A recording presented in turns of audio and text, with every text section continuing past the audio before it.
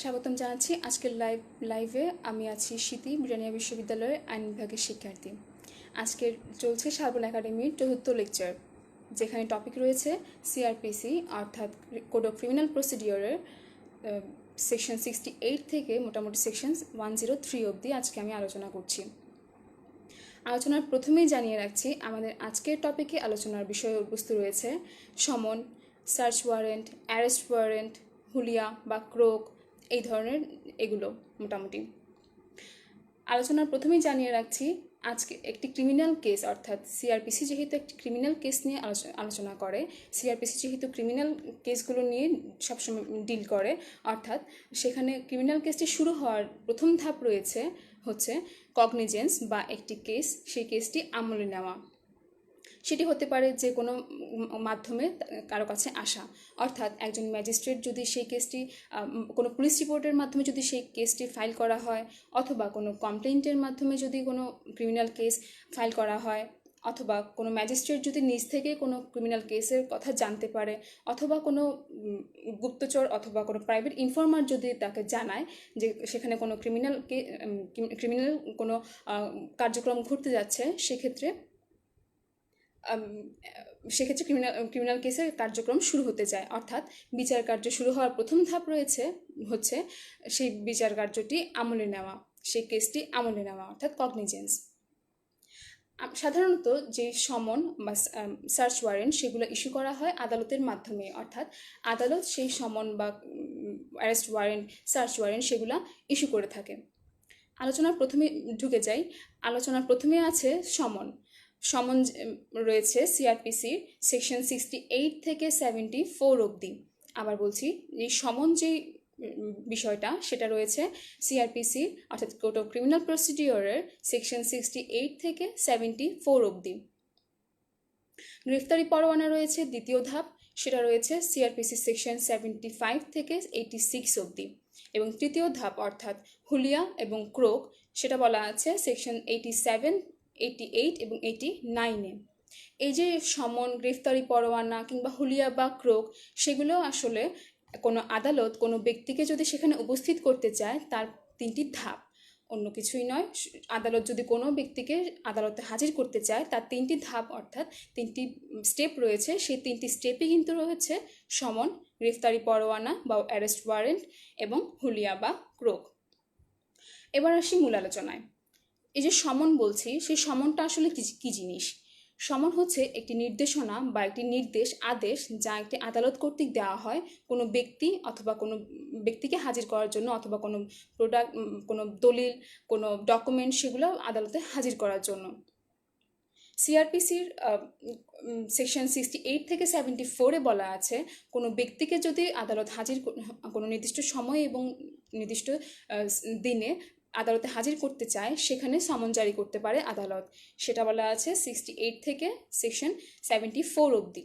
আবার আরেকটি অন্যরকম সমন জারি করতে পারে, সেটা হচ্ছে কোনো রকমের ডকুমেন্টস, কোনো দলিল, সেগুলো যদি প্রয়োজন হয় আদালতে হাজির করার জন্য, সেক্ষেত্রে আদালত সমন জারি করতে পারে সেকশন 94 এবং 95 অনুযায়ী।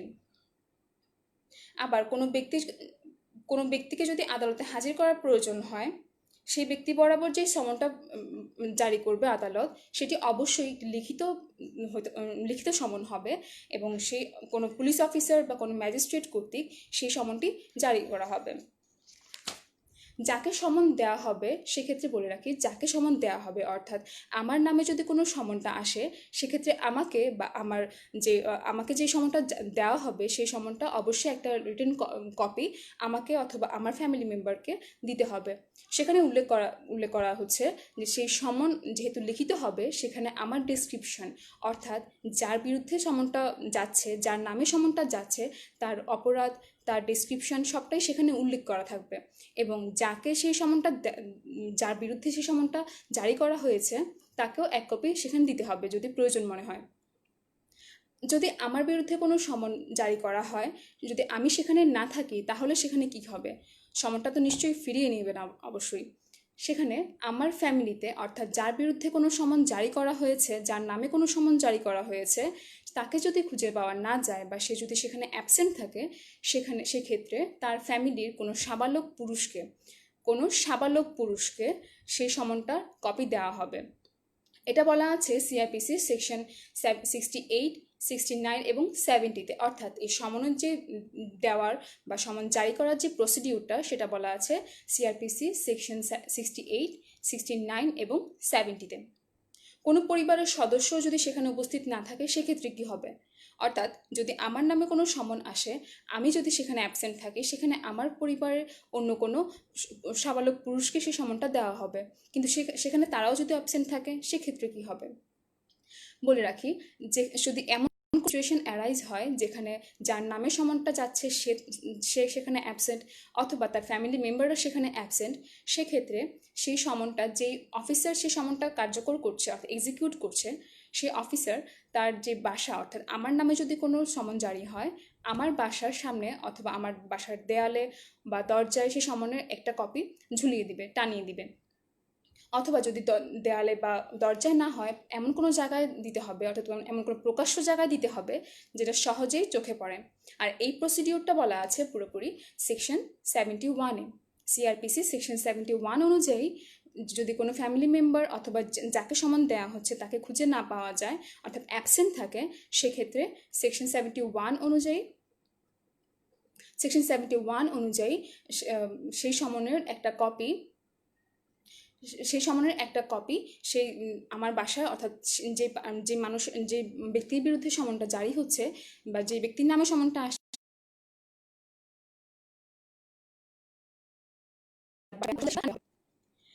এরপর সেকশন 72 অনুযায়ী যদি প্রজাতন্ত্রের কোনো কর্মচারীর নামে যদি সমন জারি করা হয়, অর্থাৎ কোনো প্রজাতন্ত্রের কোনো কর্মচারীর বিরুদ্ধে যদি কোনো সমন ইস্যু করা হয়, সেই সমনটা দেওয়া হবে সেই ব্যক্তি অর্থাৎ সেই কর্মচারী যেই অফিসে কাজ করে বরাবর, অর্থাৎ সেই প্রধান কর্মকর্তা বরাবর সেই সমনটা দেওয়া হবে এবং সেই সমনটা এক্সিকিউট করতে পারবে। আদালত যদি এগুলো পুরোপুরি রয়েছে আদালতের জুরিসডিকশনের মধ্যে, কিন্তু যদি এমন কোনো সিচুয়েশন অ্যারাইজ হয় যে আদালতের জুরিসডিকশনের বাইরে, অর্থাৎ জুরিসডিকশনের বাইরে বলতে লোকাল জুরিসডিকশনের বাইরে, অর্থাৎ স্থানীয় যে এরিয়াটা রয়েছে আদালতের, যে যতটুকু পরিমাণ স্থানীয় জুরিসডিকশন রয়েছে, এখতিয়ার রয়েছে, তার বাইরে যদি কোনো সমন কার্যকর করতে হয়, সেক্ষেত্রে সিআরপিসি সেকশন 73 অনুযায়ী, আবার বলছি সিআরপিসি সেকশন 73 অনুযায়ী যেই এরিয়াতে সমনটা কার্যকর করতে হবে সেই এরিয়ার ম্যাজিস্ট্রেটের কাছে আদালত সেই সমনের কপি পাঠাবে এবং ম্যাজিস্ট্রেট। এই ছিল মোটামুটি ব্যক্তির বিরুদ্ধে যদি সমন জারি করা হয়, কোনো ব্যক্তির নামে যদি সমন জারি করা হয় তার প্রসিডিওর। এবার আসি, যদি কোনো ডকুমেন্ট বা কোনো দলিল সেগুলোর জন্য যদি কোনো সমন জারি করা হয়, অর্থাৎ সমনে উল্লেখিত যদি কোনো দলিল বা কোনো ডকুমেন্ট যদি আদালতে হাজির করতে হয়, সেক্ষেত্রে কিভাবে সমন জারি করা হবে? সেক্ষেত্রে বলা আছে সেকশন 94-এ, সিআরপিসি সেকশন 94 অনুযায়ী বিচারিক কার্যক্রমে যদি কোনো দলিল প্রয়োজন হয়, কোনো ডকুমেন্ট প্রয়োজন হয়, সেক্ষেত্রে সেইগুলো আদালতে হাজির করার জন্য সেকশন 94 অনুযায়ী আদালত সমন জারি করতে পারে। এ ছিল মোটামুটি সমন জারি এবং সমন রিলেটেড তথ্য। তবে সেক্ষেত্রে অবশ্যই খেয়াল রাখতে হবে যে সমনটা জারি করা হচ্ছে সেই সমনের 2টি লিখিত কপি হতে হবে, মিনিমাম 2টা লিখিত কপি হতে হবে। এই কপিগুলোতে কোর্টের প্রিজাইডিং অফিসারের সিগনেচার থাকতে হবে, অর্থাৎ স্বাক্ষর থাকতে হবে, সিলমোহরকৃত স্বাক্ষর থাকতে হবে। যদি প্রিজাইডিং অফিসার নাও থাকে, সেক্ষেত্রে সুপ্রিম কোর্টে নির্দেশিত কোনো অফিসারের স্বাক্ষরও সেখানে দেওয়া থাকতে হবে। এখন আমি যে সমনটা পাচ্ছি, অর্থাৎ যার বিরুদ্ধে সমনটা কার্যকর হচ্ছে, সে যে সমনটা পেয়েছে তারও তো একটা ডকুমেন্ট প্রয়োজন। সেক্ষেত্রে যে সমনটা পেয়েছে, অর্থাৎ আমার বিরুদ্ধে যদি কোনো সমন ইস্যু করা হয়, আমার নামে যদি কোনো সমন আসে, আমি যদি সেটা অ্যাকসেপ্ট করি, সেক্ষেত্রে সমন লিপির অপর পৃষ্ঠায় উল্টো পেজে সেখানে আমার সিগনেচার করতে হবে। অর্থাৎ যার নামে সমনটা জারি করা হয়েছে সে সমন গ্রহণ করার পরে সে সমনের প্রতিলিপির উল্টো পাশে সেখানে স্বাক্ষর করে দিবে। এই ছিল মোটামুটি সমন রিলেটেড তথ্য। তবে আদালত যদি কোনো সমন কার্যকর করে এবং সমনের বিরুদ্ধে যদি কেউ অ্যাগেনস্টে যদি কেউ যায়, অর্থাৎ যদি কেউ সমন ডিনাই করে, সেক্ষেত্রে বলে রাখি পেনাল কোডের সেকশন 174 অনুযায়ী আমরা জানি পেনাল কোডের সেকশন 174-এ বলা আছে কোনো সরকারি কোনো কর্মকর্তা যদি কাউকে কোনো নির্দেশ দেয় বা হাজির নির্দেশ দেয়, সেক্ষেত্রে যদি সেখানে সে হাজির না হয় বা সমন ডিনাই করে, সে নির্দেশ ডিনাই করে, সে কিন্তু পেনাল কোডের সেকশন 174 অনুযায়ী অপরাধী বলে গণ্য হবে। এই ছিল মোটামুটি সমন রিলেটেড তথ্যাদি। এবার চলে আসি ওয়ারেন্ট অফ অ্যারেস্ট বা গ্রেফতারি পরোয়ানায়। কোনো নির্দিষ্ট ব্যক্তির নামে কিন্তু অ্যারেস্ট ওয়ারেন্টও জারি করা যায়। এই অ্যারেস্ট ওয়ারেন্টটা কীরকম হবে? গ্রেফতার মোটামুটি সবাই জানে যে গ্রেফতার জিনিসটা কী, কাউকে আটক করে নিয়ে আসা, যেটা মোটামুটি পুলিশ করে থাকে, আমরা দেখে আসছি পুলিশ করে থাকে বা কোনো ম্যাজিস্ট্রেট করতে পারে। সাউন্ড লো আসতেছে, আমি দুঃখিত। এখন কি সাউন্ড ঠিক মতো শোনা যাচ্ছে? যারা শুনছেন কাইন্ডলি জানাবেন সাউন্ড ঠিক মতো শোনা যাচ্ছে কিনা।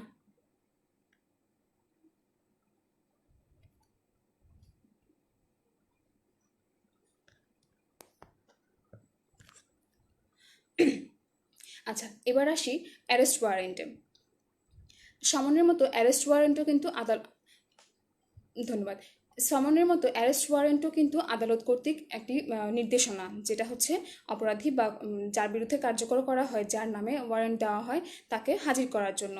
তবে সেখানে কিছু ডিফারেন্স রয়েছে। ডিফারেন্স বলতে সমন একটা নির্দিষ্ট টাইম এবং ডেট দেওয়া হয় যেখানে হচ্ছে ব্যক্তি নিজে হাজির হয়ে যায়, কিন্তু সমন এমন যদি কোনো সিচুয়েশন অ্যারাইজ হয় যেখানে সেই ব্যক্তিকে হাজির করতে হবে তৎক্ষণাৎ, অথবা তাকে এখনই নিয়ে আসতে হবে, এমন যদি কোনো সিচুয়েশন অ্যারাইজ হয়, সেক্ষেত্রে আদালত অ্যারেস্ট ওয়ারেন্ট জারি করে অথবা গ্রেফতারি পরোয়ানা জারি করে। সেই গ্রেফতারি পরোয়ানার ক্ষেত্রেও কিন্তু সেই একই রকম ক্রাইটেরিয়া থাকে, যেখানে প্রিজাইডিং অফিসারের সিগনেচার থাকতে হবে, সেটা একটা লিখিত ডকুমেন্ট হবে, এবং যদি প্রিজাইডিং অফিসার নাও থাকে সেক্ষেত্রে ম্যাজিস্ট্রেট বেঞ্চের কোনো একজন সদস্য সেখানে সিগনেচার করবে। তবে সেক্ষেত্রে অবশ্যই কিন্তু সেই সিগনেচারটা সিলমোহরকৃত হতে হবে, অর্থাৎ সেখানে সিল থাকতে হবে। তবে সমনের মধ্যে যে টাইম লিমিটেশন দেওয়া থাকে, অর্থাৎ একটা ফিক্সড টাইম ডেট সেগুলো দেওয়া থাকে, অ্যারেস্ট ওয়ারেন্টে কিন্তু তেমন থাকে না।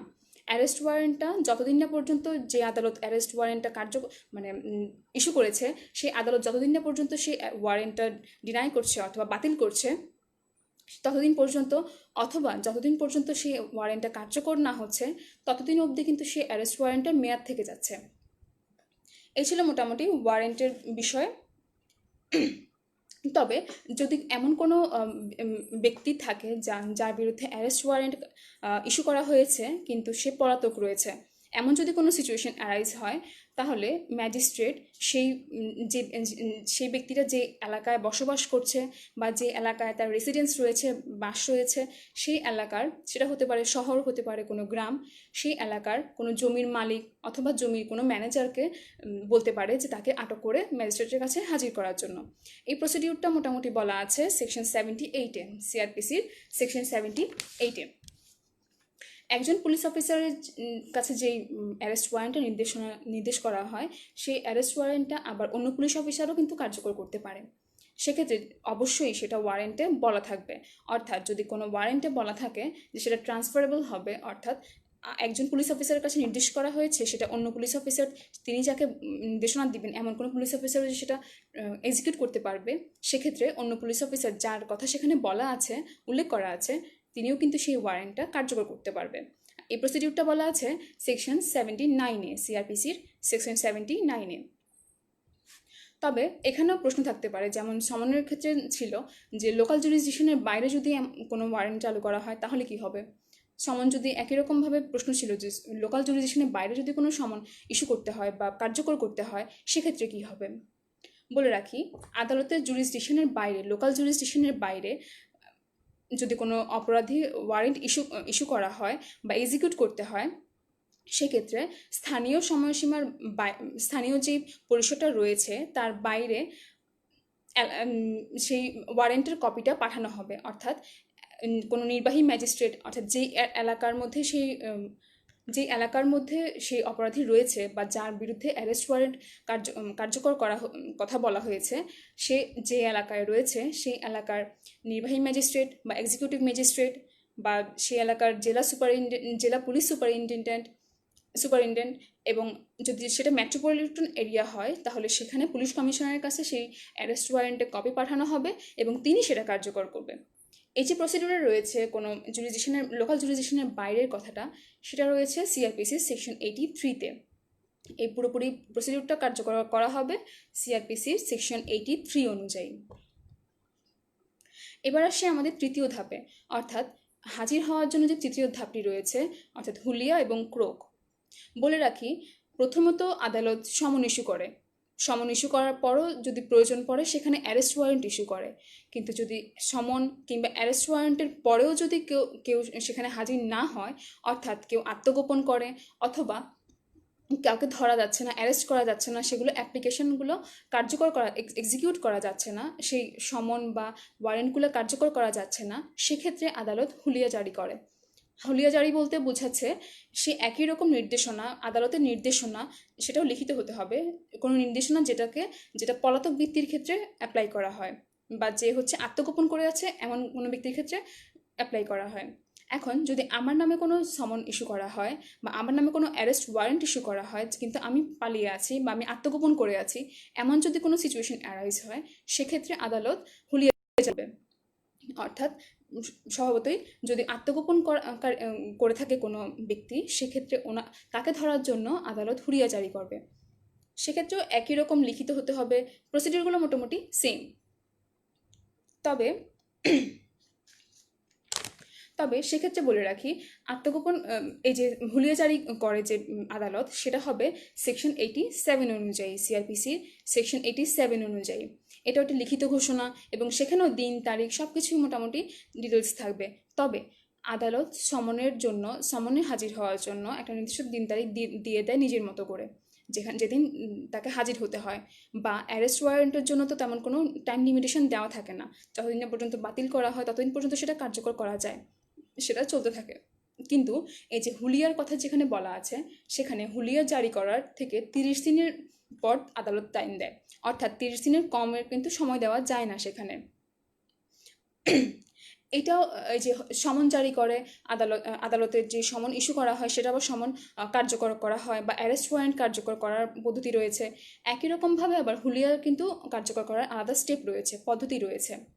সেখানে যে পলাতক ব্যক্তি রয়েছে, অর্থাৎ আমার বিরুদ্ধে যদি হুলিয়া কার্যকর করা হয়, আমার বিরুদ্ধে যদি সমন ইস্যু করা হয়, আমি সমনের রিপ্লাই না দিচ্ছি বা হচ্ছে সেখানে উপস্থিত না হচ্ছি, বা অ্যারেস্ট ওয়ারেন্ট জারি করা হয়েছে, আমাকে অ্যারেস্ট করা যাচ্ছে না, আমি আত্মগোপন করে আছি, এমন যদি কিছু হয়ে থাকে, সেক্ষেত্রে হুলিয়া জারি করা হবে আমার নামে।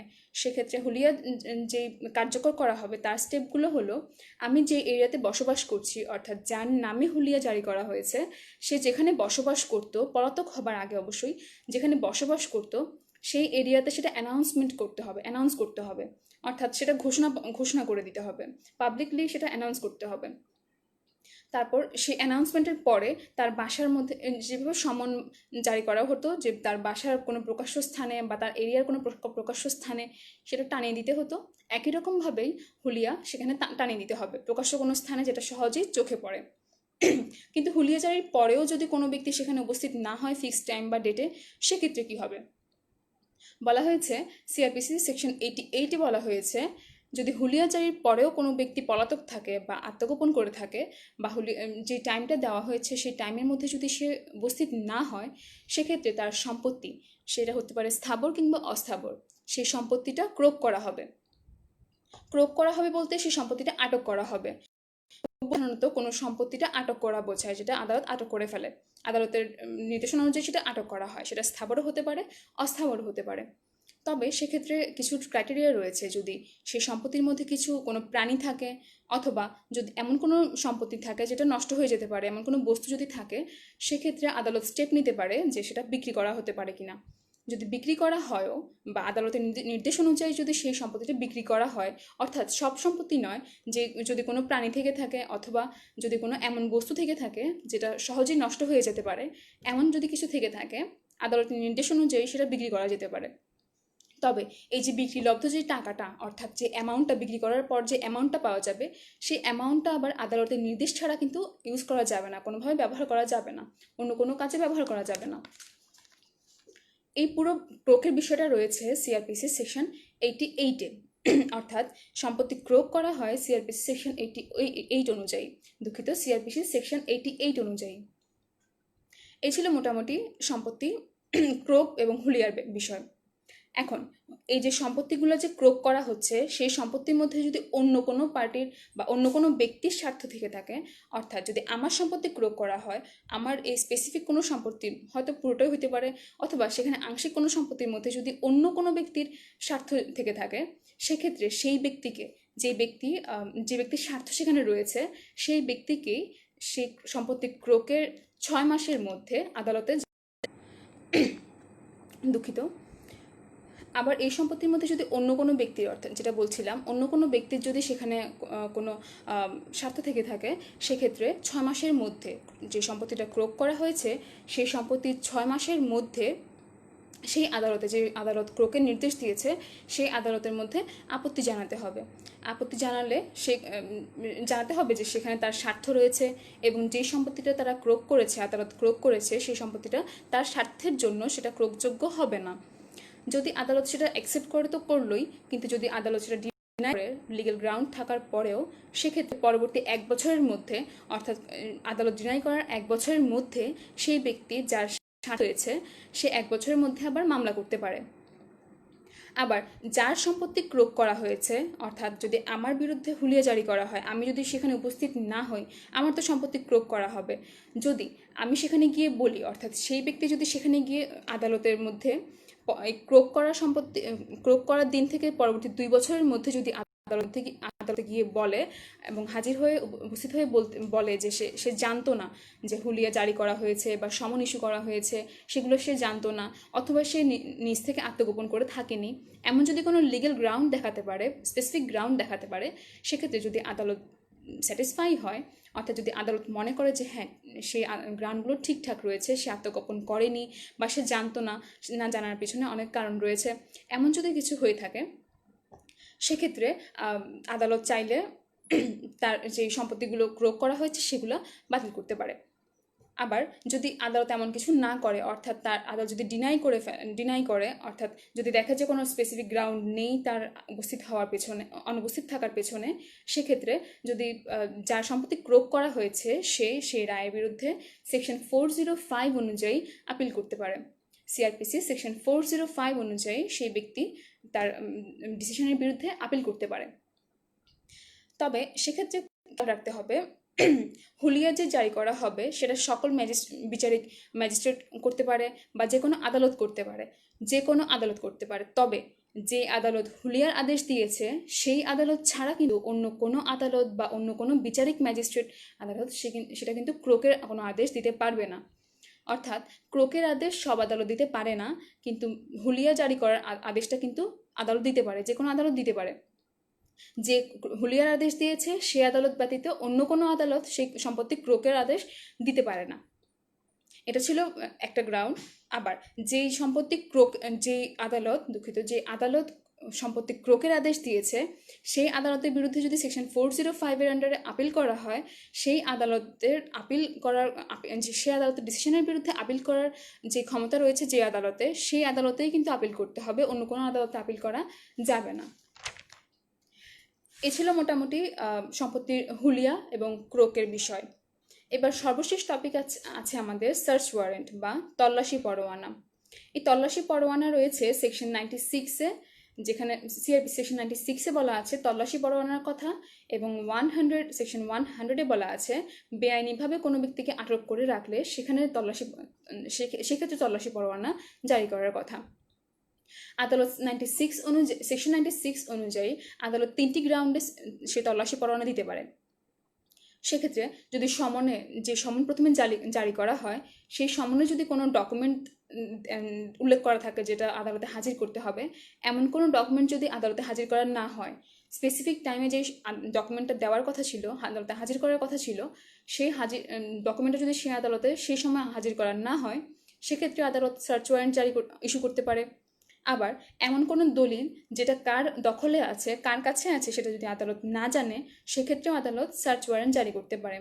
আবার কোনো বিচারের আপডেটের জন্য বা বিচার সামনের দিকে আগানোর জন্য যদি খুব বেশি এসেনশিয়াল হয়ে থাকে সার্চ করা, কোনো ব্যক্তিকে সার্চ করা বা কোনো স্থান সার্চ করা, সেক্ষেত্রেও আদালত কার্যক্রম সুদীর্ঘ না করে, অর্থাৎ কার্যক্রম আগানোর জন্য আদালত সার্চ ওয়ারেন্ট ইস্যু করতে পারে।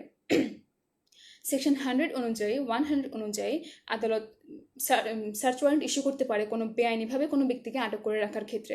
অর্থাৎ বেআইনিভাবে কোনো ব্যক্তিকে যদি কোথাও আটক করে রাখা হয়, সে ব্যক্তিকে কি বলে খুঁজে আনার জন্য বা তাকে রেস্কিউ করার জন্য আদালত সার্চ ওয়ারেন্ট ইস্যু করতে পারে। এই ছিল সার্চ ওয়ারেন্ট নিয়ে তথ্য। এই ক্ষেত্রে metropolitan magistrate, first class magistrate এবং কোনো নির্বাহী বা এক্সিকিউটিভ ম্যাজিস্ট্রেট সেই সার্চ ওয়ারেন্টটা ইস্যু করবে। আবার যদি কোনো বাড়িতে তল্লাশি করা হয়, কোনো বাড়িতে যদি সার্চ করা হয়, সার্চ ওয়ারেন্ট ইস্যু করার পরে সেই বাড়িতে যদি কোনো বেআইনি বস্তু, কোনো ইললিগেল বস্তু, কোনো বেআইনি বস্তু বা কোনো চোরাই জিনিসপত্র বা কোনো জাল দলিল, এমন যদি কোনো কিছু পাওয়া যায়, কোনো বস্তু পাওয়া যায়, সেগুলা সেকশন 98 অনুযায়ী কিন্তু লিস্ট করতে হবে। আর সেই লিস্টের মধ্যে সবগুলো যে বেআইনি জিনিসপত্রগুলো পাওয়া গেছে সেগুলো লিস্ট করে সেখানে যেই অফিসারের আন্ডারে সেই সার্চটা হয়েছিল বা সে সার্চ ওয়ারেন্টটা কার্যকর করা হয়েছিল, সে তল্লাশিটা চালানো হয়েছিল, সেই অফিসার সেখানে সিগনেচার করবে। অর্থাৎ সেখানে যে এই জিনিসগুলো পাওয়া গেছে সেটার একটা প্রমাণ থাকবে সেটা। আবার যার আন্ডারে এই জিনিসপত্রগুলো পাওয়া যায়, যার দখলে সেই জিনিসপত্রগুলো পাওয়া যায়, বেআইনি জিনিসপত্রগুলো পাওয়া যায়, তাকে এবং সেই সব জিনিসপত্রগুলো একসাথে আটক করে ম্যাজিস্ট্রেটের কাছে নিয়ে যেতে হবে। এক্ষেত্রে মনে রাখতে হবে, তল্লাশির কথা যে বলা হয়েছে সেই তল্লাশি কিন্তু পরিচালনা করতে হবে সাক্ষীর উপস্থিতিতে। সে সাক্ষী, অর্থাৎ যেখানে যদি একটি বাসা, আমার বাসা যদি তল্লাশি করা হয়, সেক্ষেত্রে আমার বাসার যে তল্লাশি করা হচ্ছে তার প্রমাণস্বরূপ সেখানে কিছু সাক্ষীর প্রয়োজন রয়েছে। সেখানে আসলেই তল্লাশি হয়েছে বা সেখানে কোনো এক্সেস কোনো কিছু করা হয়নি বা বেআইনিভাবে তল্লাশি করা হয়নি, সে সব কিছু মিলিয়েই মোটামুটি সাক্ষীর প্রয়োজন পড়ে। সেক্ষেত্রে সেকশন 103 অনুযায়ী, সিআরপিসি ধারা 103 অনুযায়ী যদি আমার বাসা কোনোভাবে তল্লাশি করা হয় সার্চ ওয়ারেন্ট নিয়ে, সেক্ষেত্রে সার্চ করার আগে আমার বাসার আশেপাশে যারা রয়েছে সেক্ষেত্রে ওদের মধ্যে যে কোনো দুইজনকে আমার বাসা সার্চ করার জন্য সার্চ করার যে সাক্ষী সেটা হতে বলতে পারে। যারা সার্চ করবে, যে অফিসাররা সার্চ করবে আমার বাসা, সেই অফিসাররা আমার বাসার বলতে পারে সেখানে সাক্ষী হওয়ার জন্য, যে সেখানে সার্চ করা হচ্ছে, কিভাবে সার্চ করা হচ্ছে, কি সার্চ করা হচ্ছে, সেগুলো সাক্ষী হওয়ার জন্য। এক্ষেত্রে মিনিমাম 2 জন থাকতে পারে, বেশিও থাকতে পারে। তবে যদি আমার দখলে যে বাসাটা রয়েছে, আমার বাসা সার্চ করার ক্ষেত্রে আমিও কিন্তু সেখানে সাক্ষী হিসেবে থাকতে পারি যে আমার বাসাটা সেখানে সার্চ করা হচ্ছে। অথবা আমি যদি না থাকি, আমার কোনো প্রতিনিধি, অর্থাৎ আমার দখলে যে বাসাটা রয়েছে, যেই এরিয়াটা রয়েছে, সেটা যদি সার্চ করা হয়, আমি না থাকলে আমার কোনো প্রতিনিধিও সেখানে উপস্থিত থাকতে পারে। এই ছিল মোটামুটি সার্চ ওয়ারেন্টের বিষয়। তবে সেকশন 96 এবং 100 অনুযায়ী যদি কোনো সার্চ ওয়ারেন্ট ইস্যু করা হয়, সেই সার্চ ওয়ারেন্টটা বাতিলের জন্য আবার সিআরপিসির সেকশন 435, 435 এবং 439 এই অনুযায়ী সেই সেশন জাজের কাছে সেই রিভিশনও করা যেতে পারে সেই ওয়ারেন্টটা বাতিলের জন্য। এই ছিল মোটামুটি গ্রেফতারি পরোয়ানা, সমন বা সার্চ ওয়ারেন্ট, এগুলো নিয়ে ডিসক্রিপশন এবং বর্ণনা। আজকের লেকচার এতটুকুই। যদি কারো প্রশ্ন থাকে আপনারা করতে পারেন।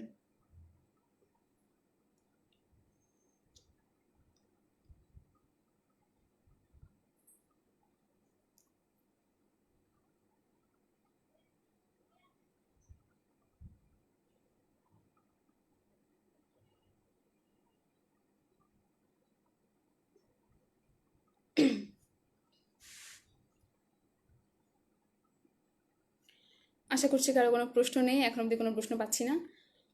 সেক্ষেত্রে আজকের লেকচার এতটুকুই। পরবর্তী লেকচার দেখার আমন্ত্রণ রইল। ধন্যবাদ, বিদায় নিচ্ছি।